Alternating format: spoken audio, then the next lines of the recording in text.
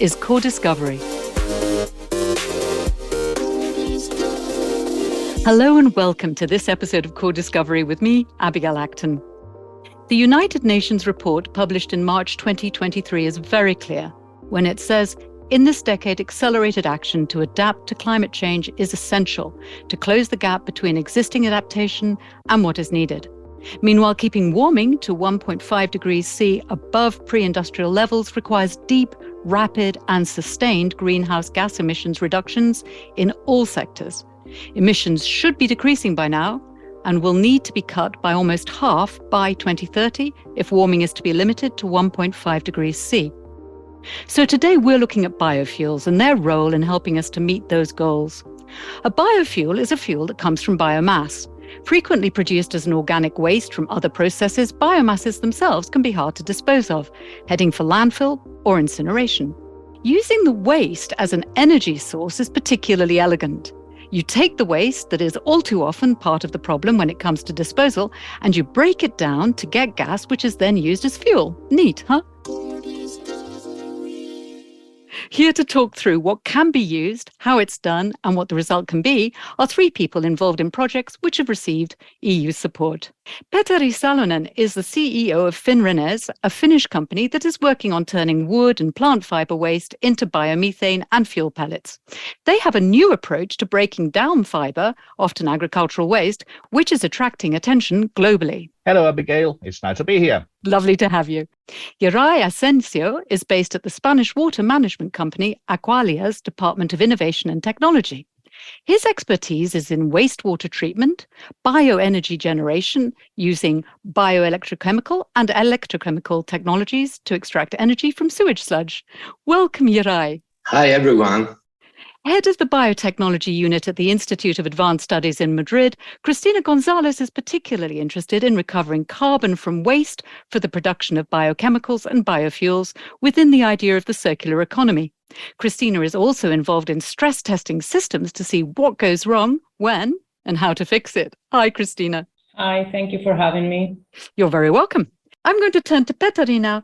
Petteri, Biofuel Fab is a project conducted by Finrenes. Can you tell me a little bit about what's wrong with the way that we currently use things like wheat stalks and other agricultural plant waste and tree chippings? What are we doing wrong at the moment?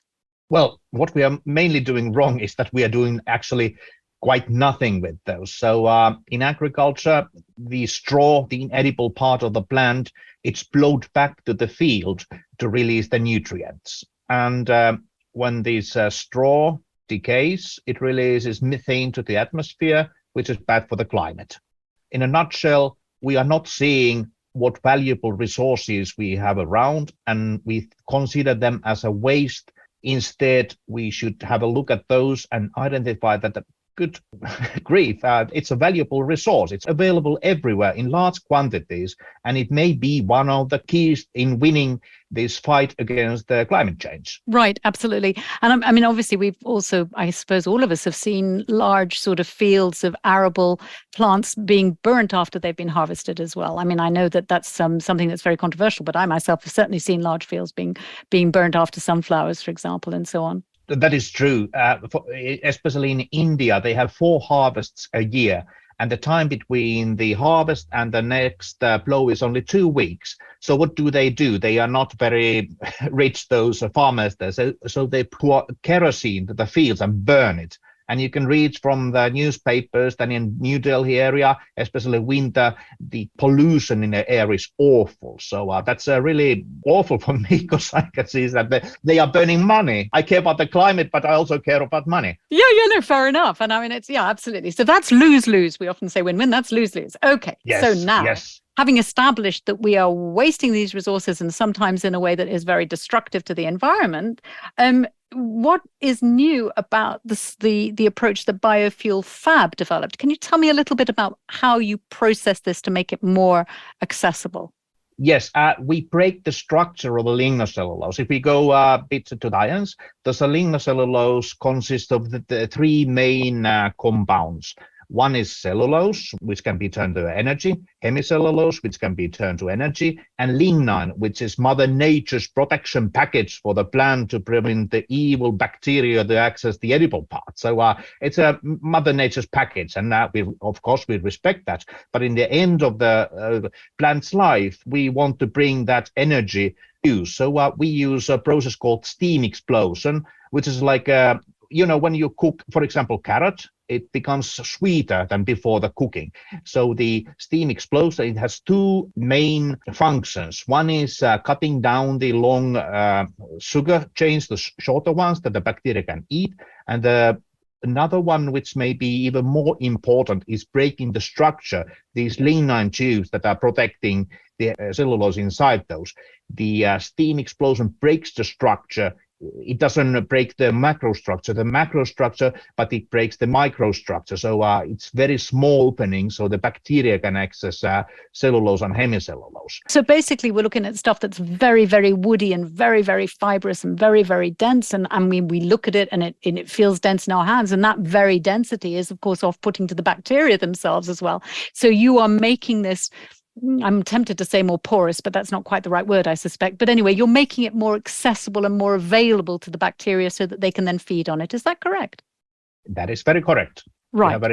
I put it well. Thank you. Yes. Very good. Thank you. What I love about your project is you're making this material that has just basically been junked in ways that are not favorable to the environment. You're making it more valuable. You're putting a value on it because there is a use to it. But I also like the way that you're producing these pellets that can then also be used as fuel. So you're producing biogas, but you're also producing some sort of pellet system. Can you tell me a little bit more about the pellets that you're producing? Yes. We believe strongly in circular economy. Finland, we have wood and we have frost. It's quite cold here, so we need to learn all the tricks to utilize everything. So the lignocellulose, when we have done our process, we have got the biogas. The rest of the material, the digestate, which is mainly lignin, which doesn't turn into biogas. So we want to utilize that and maximize the value for that. We can pelletize that and make that kind of brown pellets, which contain still nutrients of plants, because the nutrients don't go away in a biogas process. The digestate is very good for nutrient recycling. And these pellets, if we can make these pellets from pure wood, when they can also be used to replace fossil coal in a coal-firing plant. So if you want to cut down 10% of your CO2 emissions in your still existing coal-firing power plant, you can use these brown pellets to do that. Okay, so the pellets can be used as fuel, as you've just explained, but they can also be used, yes. You mentioned that the nutrients are preserved in them, so I presume you're then saying that they can also be used as fertilizer. Yes, as a fertilizer, and the digestate, the woody digestate before the pelletizing, we don't have to actually necessarily make pellets, but pellets are much more easier to transport. But if we have a farm or farms around, we can take the digestate, and it's very, very good because these lignin tubes that still exist there, they are very good in capturing water. So if we mix that in the soil, with maybe depleted or otherwise not so fertile soil, it becomes much, much better for the plants to grow. There are nutrients, it's holding water better, and these tiny, tiny tubes, they provide places for the microbia, which is needed for the plants to live there. And some bacteria don't like to live with other bacteria, so they can go hiding in their small tubes. So basically it increases the biodiversity of the bacteria at the roots of the plants. And we've recently had an episode of CORDIScovery where we've been talking about soil health and crops, food security, etc. So to sum up then, it sounds a little bit like when you put things like artificial coral reefs or basically when you put things in water, communities of fish grow up around those things that you've put in water. So like the feet of a jetty or a dock, it always has a lot of biodiversity around the jetty's legs, the support structures. So it sounds a little bit like that, but in soil. So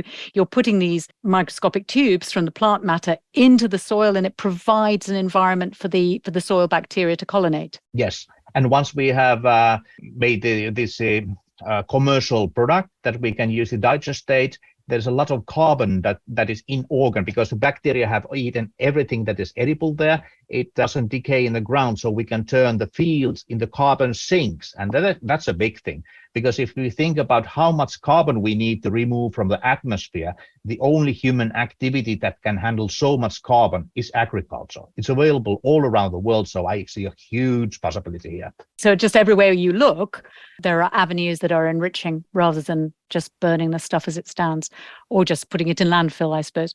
Okay, that's brilliant. Why did you get interested in this? What was it that first inspired you to think, hang on a second, there's a lot of plant material out there that's not being used?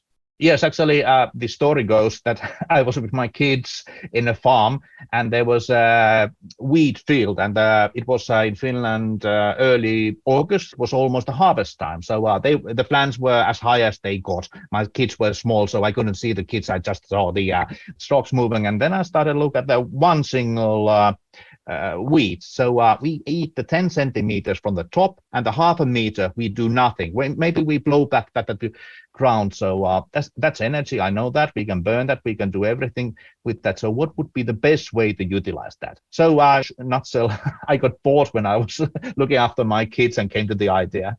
There you are. You see, being around children is encouraging to creativity. Yes. Encouraging to a little bit of exhaustion too, but it's encouraging to creativity. Excellent. Yes. Does anyone have any questions for Petteri?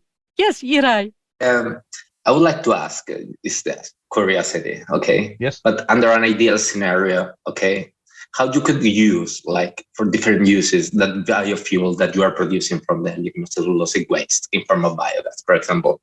Because I was curious about if you use that biogas in your process, you could have like a self-sufficient from the energetical point of view, like process or not.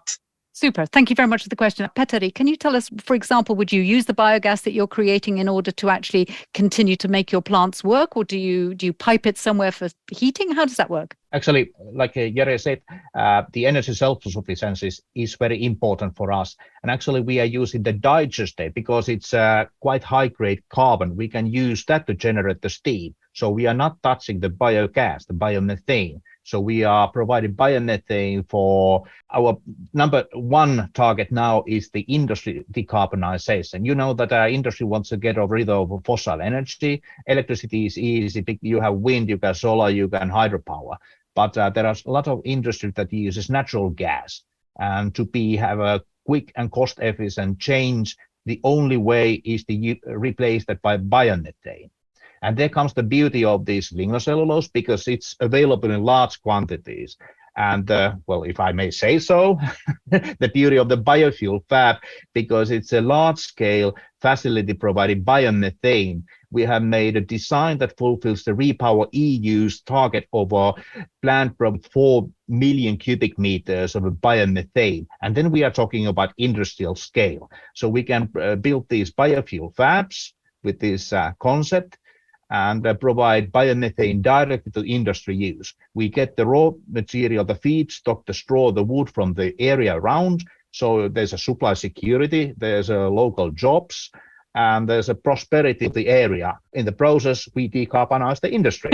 And of course, biomethane is nowadays cheaper than natural gas, so it's a win-win-win scenario. Oh, absolutely. And the digestate, just to clarify, that's the matter that's left after the process. What exactly does digestate mean, please, Petteri?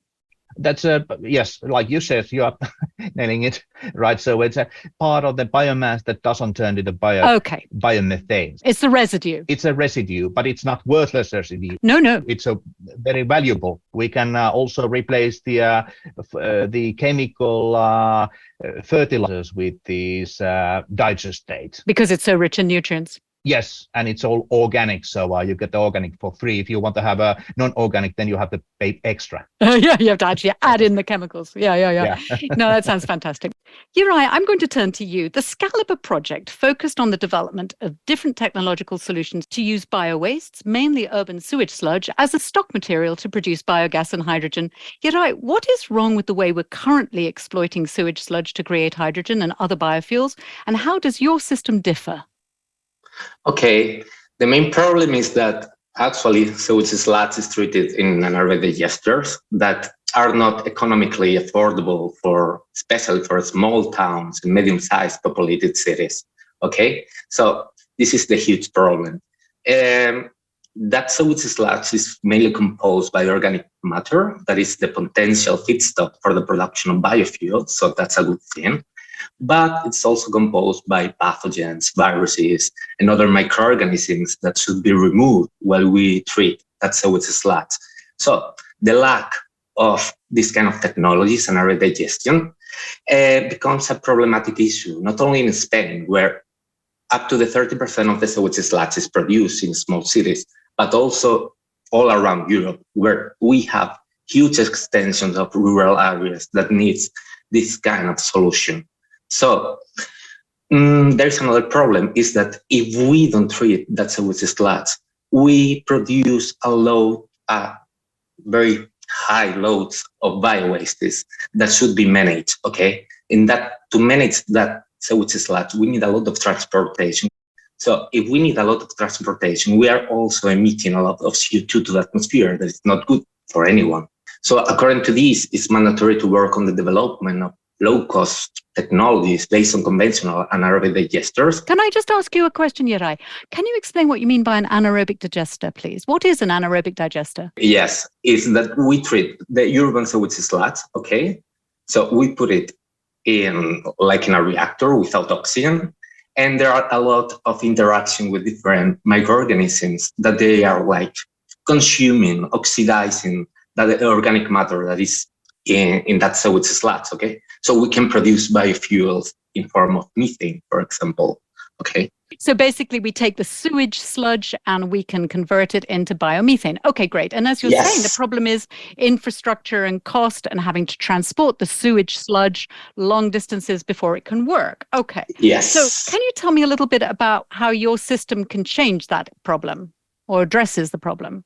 Of course, because we have performed two different things. We are studying that, is that we don't have to forget conventional anaerobic digestion for highly populated cities, for example. But it's important to redesign this technology in order to enhance the efficiency of the process. To enhance the efficiency of the process, we are talking to enhance the methane production in the biogas that is formed during the anaerobic digestion, okay? In order to recover more energy for that biofuel. And the other thing is that for small cities that they can't afford these anaerobic digesters, we are studying how to perform that anaerobic digestion with low-cost strategies. Right. Can you tell me a little bit more about one of these low-cost strategies? Because, you were telling me about the problem inherent in the notion of having to transport such large amounts of sewage sludge around the country for treatment, etc. So what are some of the solutions you're coming up with to be able to treat the sewage sludge locally with anaerobic digesters that are of a different design? Okay, how we have performed this technology? Just by using normal recycled plastic bags, okay, but studying the hydraulic system, okay, in order to promote the mixing and the anaerobic reaction that characterize this anaerobic digester. So using that recyclable plastic bags, we can enhance the production of methane that we can also use in the wastewater treatment plants, just in order to not use non-renewable energies and just to use our own energy, our own biofuel that we're producing locally. Okay, so basically you're generating the biofuel, which is then reused in the treatment plant. So it is truly circular. Yes. I'm hearing the word recycled plastic bags. Presumably you're using the plastic bags. And indeed, when we talked about this a little bit earlier, you were mentioning to me that you have very robust, strong containers. Could you just describe the containers a little to me? Of course, yes. They are composed of recycled plastic, okay? It's not plastics, it's like a biopolymer, okay? So it's also more sustainable, okay? It's not like raw plastic from non-renewable energies. So we are trying to design this kind of systems. We have designed this kind of system, but taking into account the circular economy principles, okay? Just to not use raw plastic, but it's biopolymers that are great, and they have been manufactured with recycled feedstocks, okay? Okay, so wonderful. So you're taking waste plastic, you're turning it into these robust, strong containers that have a long life, because that's what you told me. So they last for a long time and they're very strong. So it's not plastic bags. Yes. It's very important to notice that are very, very strong, because what we can't use those kind of plastic bags that are not plastic, okay, biopolymer bags. And we are not sure that they will last for a long time. Right, exactly. Because sewage sludge should not be disposed as. Yeah, you don't want any leaks, and also it's a green solution. Great, it's wonderful. So you're recycling the plastic to create the containers, and the containers are producing biomethane, which is then being fed back into the sewage treatment plant for the processing. I think that's fantastic. Yes. That's a lovely, elegant solution. Thank you. Yeray, it's incredibly important domain, clearly, and I started it with the IPCC's a little extract from their report. But can I ask you why you personally decided to get involved in this domain? From the professional point of view, I think it feels great, yes, to develop new technologies for the production of that kind of biofuels. But personally, I'm from a very small town in the middle of Spain, where innovative technologies have not been present. Okay, so it's also an opportunity just to design technical solution for people like me from rural areas. Okay, just to show them that Europe and the researchers are trying to give them like innovative tools, okay, to solve environmental problems that we face also day by day, but also to make them feel that we all count on them too. Okay, so for me, it's very special just to design this kind of solution for people like me, for that rural areas. Yeah, no, that's fascinating. And so, I mean, in rural areas, not just in Spain, but across Europe generally, in towns that are small, which can't afford these large sort of anaerobic digesters for their sewage production, what actually happens to the sewage now? What's the status quo? They have to manage that sewage sludge externally. Okay, so we have that kind of problem. First of all, it costs a lot of money, but this, on the other hand, we need a lot of transportation, as I said before. Okay, so we are emitting a lot of CO2 that is not good for the atmosphere at all, and we need to avoid that. Yeah, so basically they truck it out Yes. to sewage plants that can handle it. Okay, Yes. Super. Thank you very much. That was very interesting. Can I ask if anyone has any questions for Yeray? Well, I have an extra question for you that was making me really curious. If there's one real takeaway from your work that you would like wastewater treatment companies to appreciate or to understand, what would that be, Yeray? What would be the key thing that you feel is important from your work?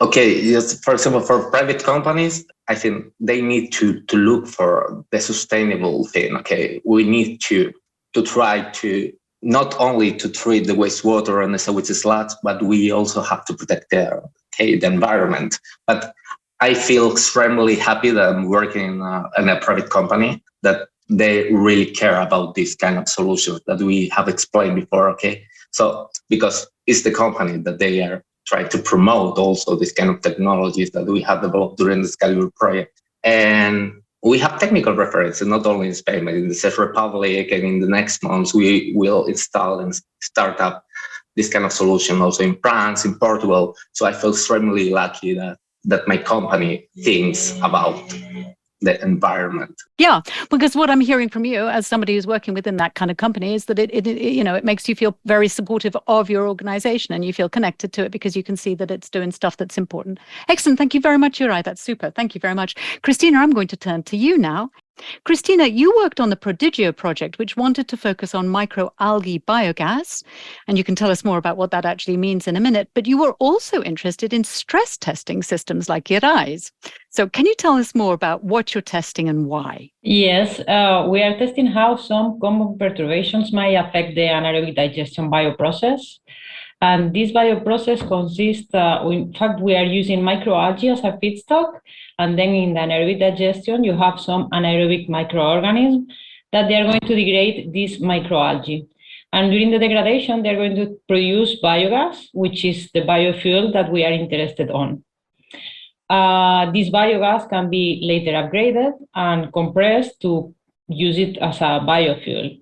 Why do we do these perturbations? Why do we study these perturbations? Because these perturbations are indeed what happens in real life. But the problem is that whenever you want to realize that this perturbation has taken place, it's too late and the system has failed and it takes too long to be recovered.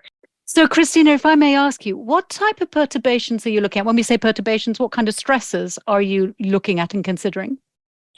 We are Most common ones is either the system is not getting fed because some pump has been broken, and then the microorganisms are not getting their food, or the other way around. Pump has accelerated through some dramatic changes there that is uncontrolled, and then the microorganisms are getting too much food.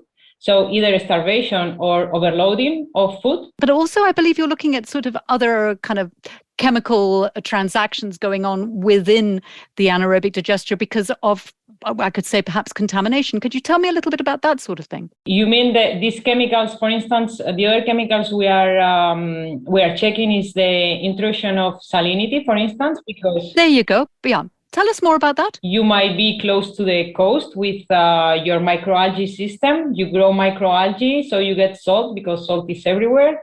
So then it ends up in the anaerobic digestion, and then your microorganisms are going to fight with this salinity. Right. So there you have another type of perturbations. And also because we are always feeding microalgae, when you grow microalgae, you can use pesticides and antibiotics to get your robust microalgae growth. And at the end, these chemicals will go with the biomass, with this microalgae, into the digesters. So these are the kind of chemicals we are also looking at to see how the microbial anaerobic population, these ones that they are degrading this organic matter, how do they behave? Right. And what sort of things are you finding? What we are seeing is how do they react? What are the signals that they are telling us that something is going wrong? Mm-hmm. So we look at biological signals, some chemical signals, or physical signals. We check all kind of parameters. We like to make this comparison to like a Jenga tower, this game that has blocks. Yeah. So anaerobic digestion is something similar. If you feed it, no problem. If you remove one block, there is no problem. But if you keep on removing, you are going to reach a moment in which your tower is going to be unstable. So this is our tipping point. And when you remove one, it's not going to be gradually anymore. It's going to be like the tower is going down. So this is exactly what we see, that our methane production is going down. The digester has failed. So, of course, the beauty of your work then, obviously, is that you can identify these triggers and then you communicate these to waste management treatment plants, or how does it work practically once you've discovered these interesting kind of connections? How do you get the information out there so they can change what happens in the treatment? Yeah, indeed. This would be the ideal situation in which we can transfer the knowledge we have, because we are in the second year, so we still have a lot of things to learn. Sure. But every time we go to a conference, to events with the stakeholders, they are really interested on, okay, let me know what are the signals that they are going to tell you that the system, the anaerobic digestion is going to fail. Because now operators just operate the plants without, whenever they want to realize, it's too late. So if you can get the signals ahead, this would be tremendously useful. Yeah, no, clearly, I think that's great, absolutely. And then, you'd have continuity of production, and it would be a little tweak before everything got really out of control. Yeah. Super. Okay, you mentioned microalgae. I mean, tell me a little bit more about how they're used in biogas production. We use microalgae indeed because we see it as some microorganisms that can help you treating wastewater.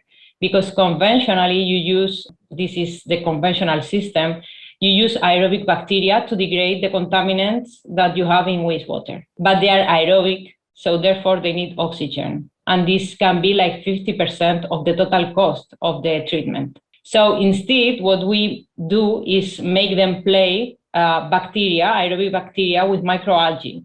Because microalgae at the end, they are like tiny plants. They uptake CO2 and they release oxygen. So this is the oxygen that bacteria is going to need afterwards. Oh, I see. And that's what you mean by feed. In fact, it's almost, it's like, it is a kind of feeding, but you mean basically giving them the air they need to breathe. In the growth system, you're giving them the oxygen to degrade the contaminants, and then you get the whole biomass. You harvest this biomass, microalgae and bacteria, and you take them to the anaerobic digester. You degrade them, and you get your biogas, your biofuels. So in fact, there's like a double phase of use from them.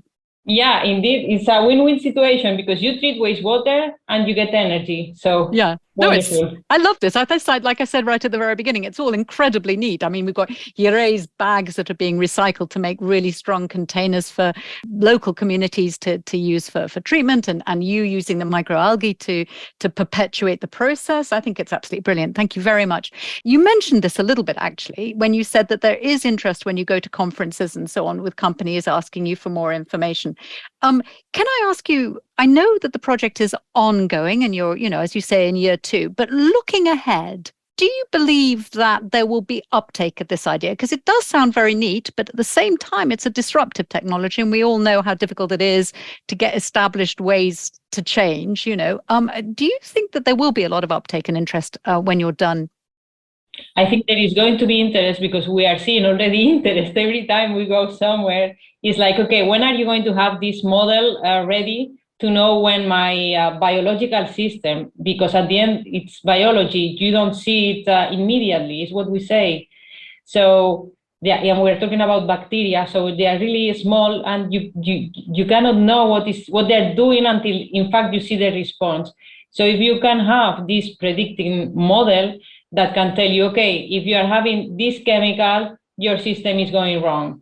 So for operators of plants, big companies like the one of Yeray, this can be tremendously useful. And they are, I really hope that at the end of the project, we can have this model and we can transfer it to companies. Yeah, absolutely. I mean, I'm particularly seeing a user case scenario where you might, for example, have an anaerobic digester treating sewage sludge somewhere coastal, as you said, and maybe, for example, there is an ingress of salinity coming from the environment, and they might not know that that's even happening because it's all invisible, and bam, suddenly nothing's working. Well, listen, thank you so much for your time. I personally am really glad we've had this conversation because biofuels, biomass, even anaerobic digester, these are terms that we see more and more frequently. But yeah, it's just fantastic having 3 experts here to explain what they actually mean, why they matter, and where we hope we're going to be going in the future. So thanks very much for your time. Thank you. Thank you. Thank you. It's been lovely having you. I've really appreciated it. Bye-bye. Bye. Bye. Bye-bye. If you've enjoyed this podcast and are interested in the latest scientific research coming out of the EU, have a listen to previous episodes. Follow us on Spotify and Apple Podcasts. Are you curious about what other EU-funded projects are doing to boost our use of biofuels? The Cordis website will give you an insight into the results of projects funded by Horizon 2020 and Horizon Europe that are working in this area. The website has articles and interviews that explore the results of research being conducted in a very broad range of domains and subjects, from antibiotics to antimatter. There's something there for you.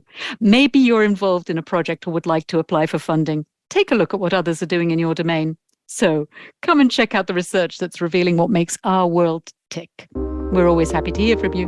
Drop us a line, editorial@cordis.europa.eu. Until next time.